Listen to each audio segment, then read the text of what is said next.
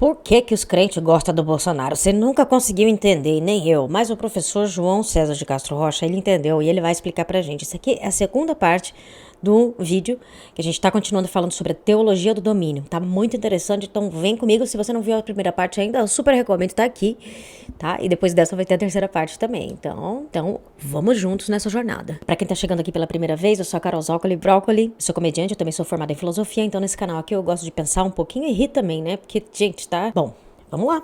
Vamos continuar aqui com o nosso professor. Haroldo, eu quero muito dialogar com todos. Faça uma coisa. Eu vou apenas citar duas passagens, paro e vamos para as perguntas. Tá ótimo, É perfeito. porque eu fico angustiado de transmitir da maneira mais clara possível a minha pesquisa, porque eu vou pesquisando isso em casa, nas madrugadas, eu não consigo dormir, Haroldo. Então vamos lá. 2008. Pesadelo, né? Este livro foi publicado. O Plano de Poder de Edir Macedo. Passagens, paro e vamos para as perguntas. Tá ótimo, É perfeito. porque eu fico angustiado de transmitir da maneira mais clara possível a minha pesquisa, porque eu vou pesquisando isso em casa, nas madrugadas, eu não consigo dormir, Haroldo. Então vamos lá. 2008. Este livro foi publicado. O Plano de Poder de Edir Macedo. Deus, os cristãos e a política. Nós não podemos acusar o Edir Macedo de ter sido excessivamente sutil. 2008. Qual é a base teórica do livro? O Antigo Testamento e Thomas Hobbes. O homem é o lobo do homem, por isso é necessário o Estado. Qual é a estrutura argumentativa do livro? Qual foi o primeiro grande gestor das coisas públicas do mundo? Claro, ele, o criador do universo, Deus.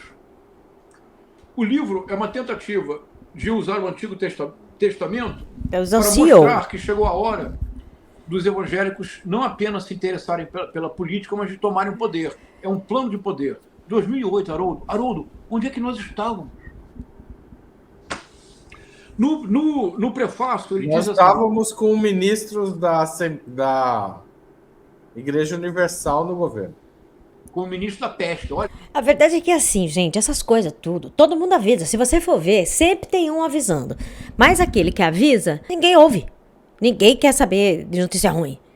Ninguém quer saber se é verdade, incomoda, a pessoa não quer saber. É isso que acontece. Todo mundo avisa de tudo, gente. Todo mundo avisa de tudo. É só ter ouvido pra escutar. ministro da pesca.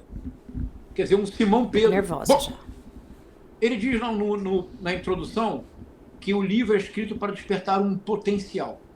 Qual é o potencial? Como a sutileza não é prerrogativa do Bispo Macedo, ele o diz no penúltimo parágrafo do livro, que eu vou ler agora. O Brasil tem uma população de aproximadamente 40 milhões de evangélicos. Terminamos aqui, chamando a atenção deles para que não deixem que essa potencialidade seja desperdiçada. Leio mais uma passagem, teria mais para falar, mas eu paro para dialogar com todos. Agora estamos em 2022. Os cristãos e a política.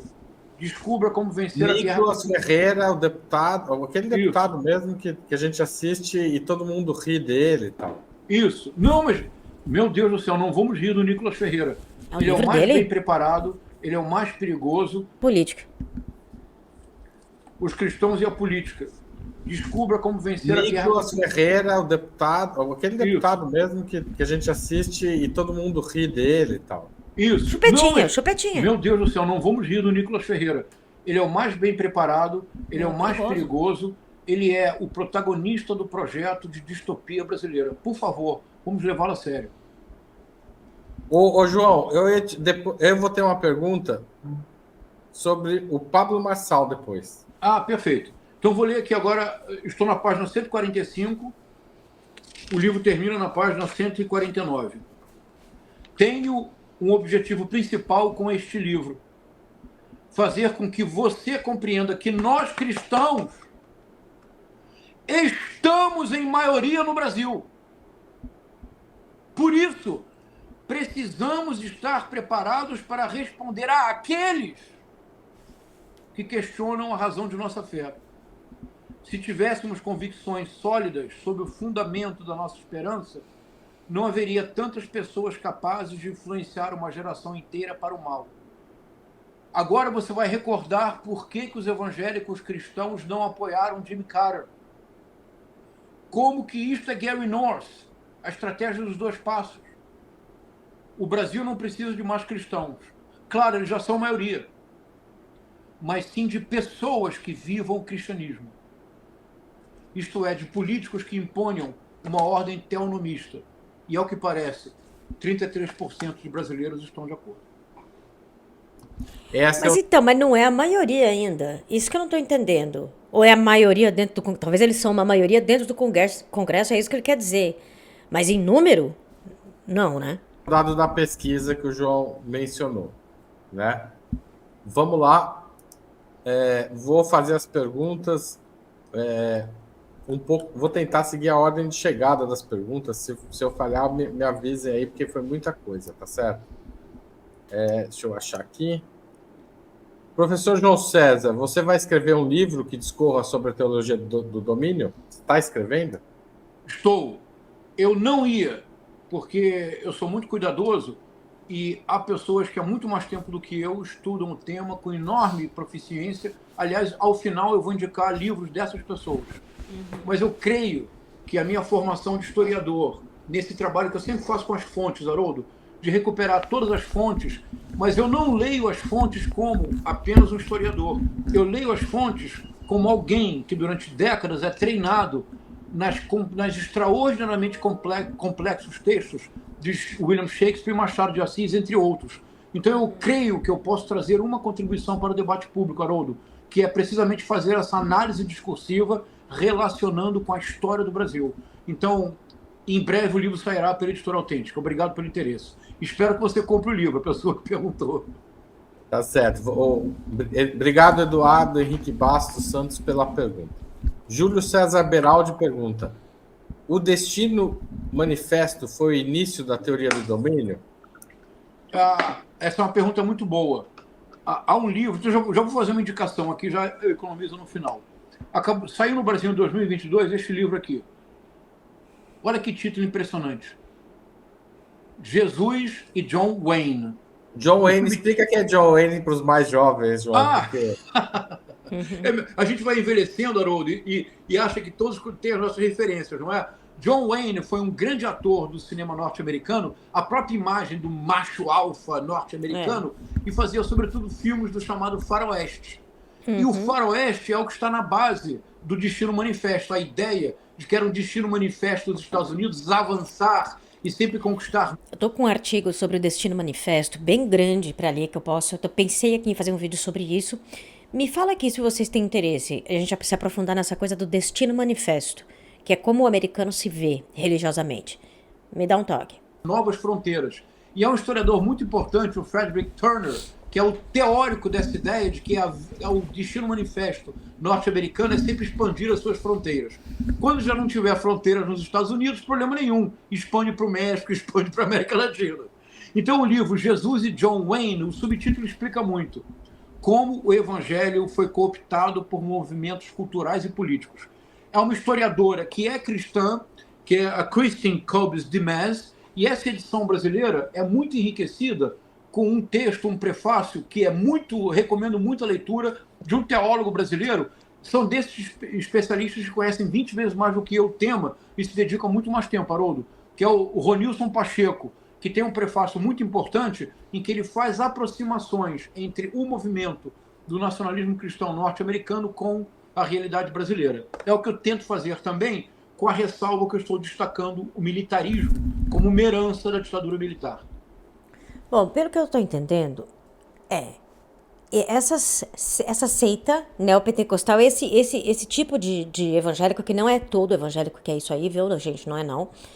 Mas essa seita cristã, ela tem um plano muito claro de domínio. E o que o professor está trazendo é que eles já cumpriram várias etapas do plano deles, que já está bem avançado. Então o professor está falando para a gente prestar atenção nesse plano, para a gente entender aonde que eles querem chegar, para a gente poder frear eles. Porque a gente pode até não ver eles como inimigos, mas eles nos veem com certeza.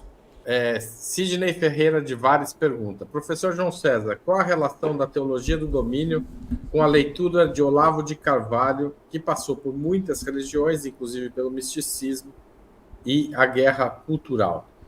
Muito obrigado, Sidney. Um abraço, Sidney. Excelente pergunta. Olha que interessante. Olha, veja por que o Nicolas Ferreira é a figura de convergência mais perigosa que nós enfrentaremos.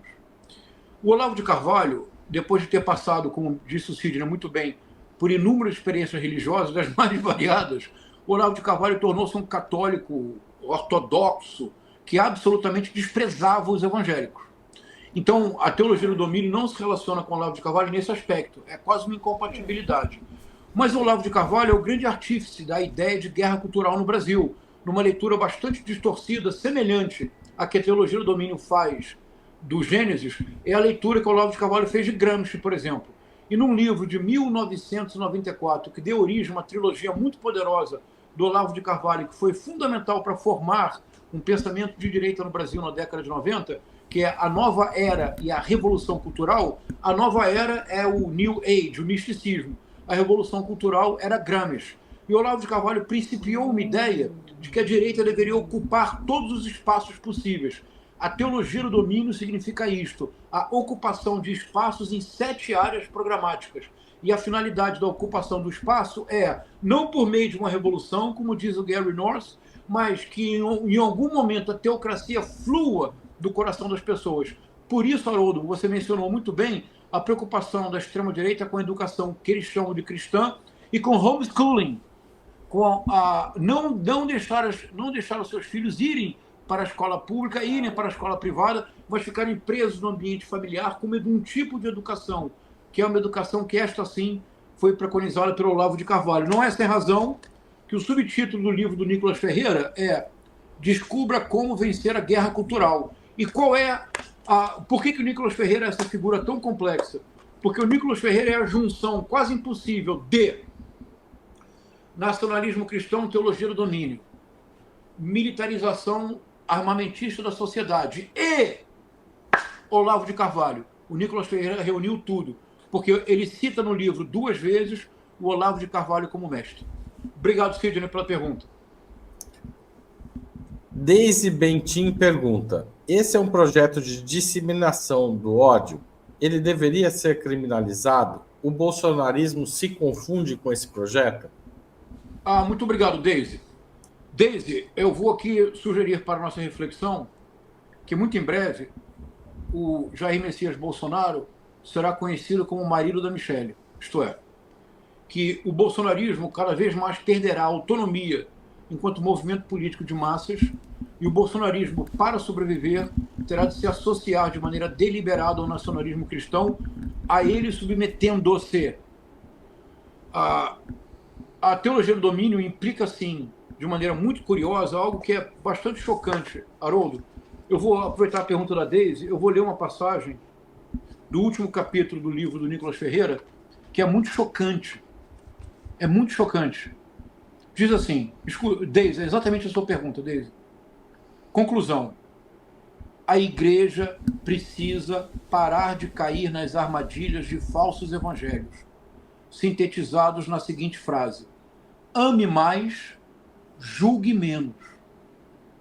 Conforme exposto em capítulos anteriores, frases de efeito escondem perigos profundos.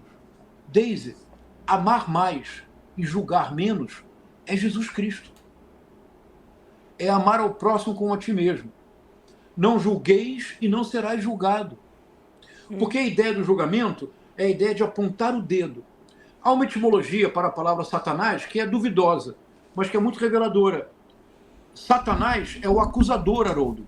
É aquele que sempre aponta o dedo para os outros dizendo está errado, é ímpio, é herege. Quem aponta o dedo para o outro estabelece-se como modelo absoluto. Isso quer dizer, Deise, que o evangelho de Nicolas Ferreira não é o evangelho... Isso que ele falou é muito importante. Quem aponta o dedo para o outro é porque se vê como exemplo absoluto. Por que essas pessoas, esses bolsonaristas, essa galera que está sob essa lavagem aí cerebral, a estrutura e da identidade delas faz exatamente isso. Aponta para o outro para poder se ver como um modelo absoluto. Eu quero falar um pouquinho dessa estrutura, eu tô falando aqui nos meus vídeos em geral, mas assim, dessa estrutura de personalidade, que é a narcisista maligna, que é de pessoas como Trump, Bolsonaro, etc. Babá. Sou eu que tô falando. Mais de 54 psiquiatras aqui nos Estados Unidos assinaram um termo dizendo que o Trump tem transtorno de personalidade. Eu vou discutir com 54 psiquiatras que se formaram aqui nos Estados Unidos? Eu não vou. E o mecanismo do narcisista é, como ele tem que ser perfeito, ele não tem culpa de nada. Ele não tem. Por que o Trump não tem vergonha de nada? Você pensa, não tem vergonha. Bolsonaro não tem vergonha. Gente, aquele apoio do Bolsonaro. E por que eles podem não ter vergonha, não carregar nenhuma culpa? Porque eles colocam a culpa no outro. Entende? Então, essa chave que ele colocou aí, eu achei muito importante. Entende? Apontar o dedo pro outro para se colocar como exemplo de perfeição. Vocês entenderam o mecanismo do alívio? Por que a pessoa aponta? Você entende? E a gente tá falando assim, apontar o dedo, porque assim, obviamente, a gente tá falando dessa coisa de apontar o dedo, que é isso, né? De falar assim, ó, você, por exemplo, o que eles fazem, ser homossexual é errado, você é isso, é aquilo. Isso é apontar o dedo. Apontar o dedo não é você, por exemplo, trazer uma crítica que seja válida pra alguma pessoa, pra alguém, entende? Apontar o dedo é esse que você, uma vez que você tá falando assim, ó, se você é homossexual, você é ímpio, você é sujo, você é não sei o quê. Então, logo, eu, que não sou bem legal, né? Então, cara, isso é uma chave, assim. Mas vamos lá. Dizer, Deise, que o evangelho de Nicolas Ferreira não é o evangelho do amor. O evangelho do Nicolas Ferreira é o evangelho do ódio. Ódio, ou seja, incapacidade radical de aceitar qualquer tipo de alteridade. Haroldo, a famosa passagem de João, capítulo 8, versículo 7, o caso da mulher adúltera, que é uma cena muito importante para pensar o mundo contemporâneo, Haroldo, e que eu não estou falando de religião, estou falando de um texto fundamental de cultura. A mulher adúltera está sendo lapidada, os fariseus, que sempre provocam Jesus com perguntas maliciosas para que ele tropece em questões teológicas, perguntam se deve-se seguir a lei, ou seja, ela será lapidada até a morte, será morta apedrejada.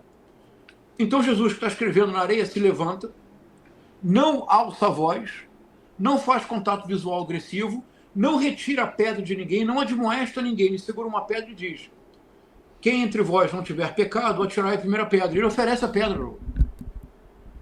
As pessoas todas vão embora. Ele se vira para a mulher adulta e é uma imagem muito mais forte, inclusive, do que a do tapa, né, da outra face. Né? Eu tenho pensado muito nesta cena para pensar o universo digital. Porque no evangelho do Nicolas Ferreira, o Nicolas Ferreira não teria voz serena, ele não evitaria o contato visual agressivo, ele não ofereceria a pedra perguntando quem de vós não tiver pecado, atirar a primeira pedra. Sabe o que o Nicolas Ferreira faria, Haroldo? Atiraria a primeira pedra. Não, a primeira não, Haroldo. Ele lançaria com prazer a última. A última pedra é aquela que mata. Silas Malafaia, Nicolas Ferreira, Sóstenes Cavalcante e tutti quanti. Eles não perguntariam quem entre vós não tiver pecado, atirai a primeira pedra. Todos eles estariam em fila para lançar a última, aquela pedra que mata. É muito impressionante, Deise, porque eles usam a figura de Cristo para simplesmente reentronizar outra figura. E eu vou procurar, depois me mande, por favor, Haroldo, o livro de alguém que disse que escreveu um livro sobre Davi. Eu quero muito ler esse livro, porque a figura de Davi é a figura fundamental para a teologia do domínio. Depois eu quero se você puder me reenviar uma pessoa... Eu não tenho aqui a Flor que estava assistindo. Qual que é o nome dela? Procura aí, Laila, daqui a pouco você põe para gente. Obrigado. Flor Maranhão.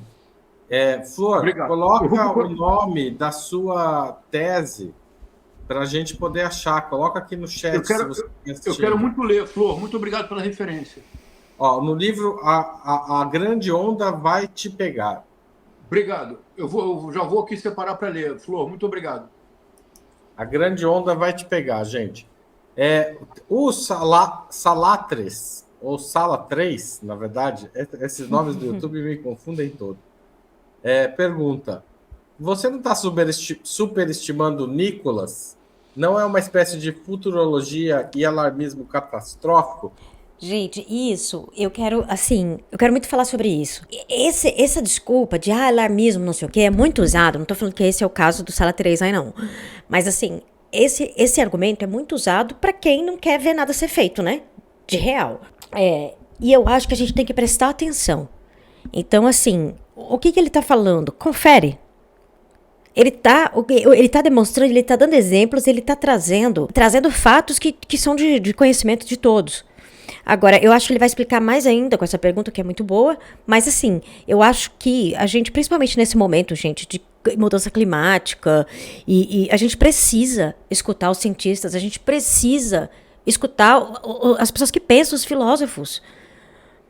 Gente, a tecnologia, ela corre assim, ó. Você sabe por que tá a bosta que tá? Porque essa galera que trabalha com informática, eles não estudam filosofia, eles só sabem matemática, eles só sabem de número. Então, eles criam um negócio, não sabem nem pra quê. Você vai... Aquele cara, o Nanjiani, esqueci o nome dele agora, mas ele era o ator daquela Silicon Valley, daquela série boa. Ele falou que ele ia em várias dessas feiras de tecnologia por causa da série que ele fazia, que fazia muito sucesso, né, óbvio. E aí ele falou que ele via as pessoas criando coisas, e ele falava assim, eu ficava impressionada que ninguém perguntava pra quê.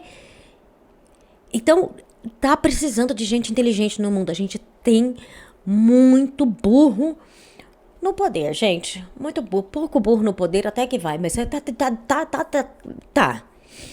E eu vou incluir o Pablo Marçal. Como você vê o Pablo Marçal nesse cenário? Obrigado. Então vamos por partes. Agradecer ao Salat pela pergunta. Perigoso também. E eu acabei acertando a pergunta da Maria Dolores, que acabou de mandar um superchat. Obrigado, Maria Dolores. Muito obrigado. Obrigado, Maria. Então vou começar com o Nicolas Ferreira. Veja, é possível que eu esteja equivocado. Nós aqui trabalhamos com hipóteses. Nenhum de nós aqui é da extrema-direita, nós não temos verdades absolutas. Tanto que eu disse para o Haroldo, olha, Haroldo, eu vou propor uma ideia nova. Essa da junção da teologia do domínio com o militarismo. Mas, Salatri, recordemos algo muito importante. O Nicolas Ferreira tem 24 anos. Já é o deputado federal eleito com o maior número de votos no Brasil, 1,5 milhão de votos. Se você compara a fala do Nicolas Ferreira quando o Jair Messias Bolsonaro, o Nicolas Ferreira é quase um padre Antônio Vieira. O que, aliás, não é muito difícil, mas a verdade é essa. O Nicolas Ferreira, de fato, é evangélico, por convicção. Não é oportunismo político do Nicolas Ferreira. Ele tornou a sua convicção oportuna, mas seria desonesto intelectualmente da nossa parte se nós não acreditássemos na sinceridade da fé do Nicolas Ferreira. Eu acredito, Haroldo. Eu acho que realmente ele é evangélico mesmo. E ele usa isso de maneira oportunista, mas o Jair Bolsonaro... Ele é evangélico nesse sentido aí, que não é cristão, né? Que não é bonzinho. Né? É católico, batizado no Rio Jordão. Que eu acho que ele gosta bastante de dinheiro. Eleitoral. Por isso que cada vez mais ele será o marido da Michelle. Não se esqueça disso.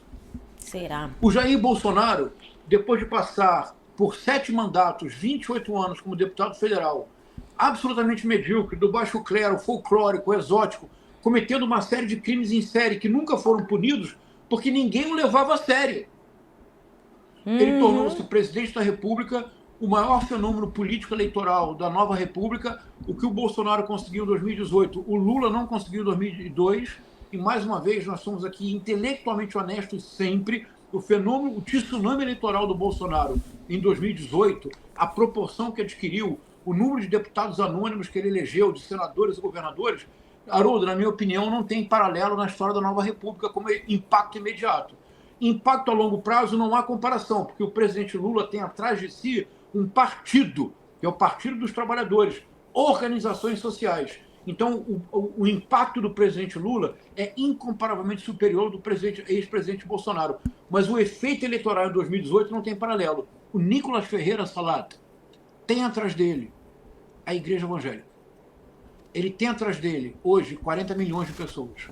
Quando o Edir Macedo, em 2008, dizia: não vamos desperdiçar esse potencial, ele não foi desperdiçado, Salat. Há um estudo brilhante que você pode encontrar no Google. Se você colocar assim, José Eustáquio Diniz, voto religioso 2018. é um brilhante demógrafo. Num estudo muito importante publicado na revista Humanitas, do Instituto Humanitas da Unicinos, ele faz um estudo do voto religioso em 2018. Salat, acredite, embora o Fernando Haddad tenha obtido entre os evangélicos em 2018, no segundo turno, aproximadamente 10 milhões de votos, o que não é nada desprezível, a diferença final entre Fernando Haddad e Jair Bolsonaro no segundo turno foi dada pela diferença de votos do público evangélico. Mas isso já havia acontecido no Brasil. Em 2002, o primeiro político que compreendeu que o voto evangélico seria o voto do futuro foi o governador do estado do Rio de Janeiro, o Antony Garotinho, que se converte por puro oportunismo religioso e que em 2002 decide lançar-se à presidência. Você lembra, Haroldo? Todos achavam que era uma loucura. Mas ele só existe no Rio de Janeiro. Ele obteve, em 2002, surpreendentes 10% dos votos, ficando em terceiro lugar nas eleições presidenciais e tornando-se um nome nacional, que depois foi preso, perdeu sua carreira política. De 2002 a 2018, surgiu de maneira sistemática neste país, já havia antes e fortaleceu-se, a Frente Parlamentar Evangélica, que, aliás, foi estudada por uma jornalista investigativa brilhante, Haroldo, a Andrea Dipp, que tem um livro muito importante sobre a Frente Parlamentar Evangélica e o seu projeto de poder. Neste livro, há uma proeza da Andrea Dipp. Ela conseguiu uma entrevista com o senador Harold de Oliveira, que faleceu durante a Covid e que foi eleito vencendo César Maia no Rio de Janeiro pelo voto evangélico. Foi uma grande surpresa. O senador Harold de Oliveira dá uma entrevista enorme. Haroldo, o senador Harold de Oliveira diz: depois da Constituição de 1988, decidimos, ou seja, a Igreja Universal do Reino de Deus, ter uma participação política decidida no Congresso, como fundando a Frente Parlamentar Evangélica. Veja, por que 1988 é a Constituição? Porque se o artigo 5º da Constituição estabelece que a liberdade religiosa é parte indissociável da dignidade da pessoa humana, o artigo 19 estabelece o caráter laico do Estado. E diz assim, literalmente, é proibido que o Estado se associe a uma religião determinada em detrimento das outras. Uhum. A Igreja Universal do Reino de Deus decide ampliar o seu projeto político como uma resposta à Constituição. Agora, em 1988, Haroldo, você viu alguma liderança evangélica contestar a Constituição? Não. Não. Sabe por quê? Vamos lembrar do Gary North? Eles estavam se aproveitando do artigo anterior. Uhum. Isso. Uhum. E para lembrar o Gary North, uma religião minoritária não poderá fazê-lo. É preciso que, através da educação e da ocupação de espaços, chegar a um momento no qual 33% do povo acreditam que uma ordem teonomista é justa. E quando esse patamar chegar a 60%, Haroldo? Ô, João... Então, só para concluir, o Nicolas Ferreira tem que ser levado muito a sério, é a minha hipótese. A Bel Brás pergunta se você estudou... E eu concordo muito com ele. E assim, por que estamos aqui nesse momento agora? Porque quando eles decidiram fazer essa frente coisa aí, a gente não aplicou o quê? A lei. Já tinha lei falando, ó, o Estado é laico, arranca esse povo daqui. Mas não. Os políticos pegaram o dinheirinho e deixaram. O povo não deixou também, deixou rolar, deixou passar, foi. E agora? A gente tá aqui. É sem anistia, gente, tem que cumprir a lei. Bom, eu vou ficar por aqui. A gente vai ter a terceira parte aqui logo mais. Eu sou a Carol Zócoli Brócolis. Se você quiser aprender a fazer stand-up, eu tenho um curso online na Hotmart. O link tá aqui na descrição.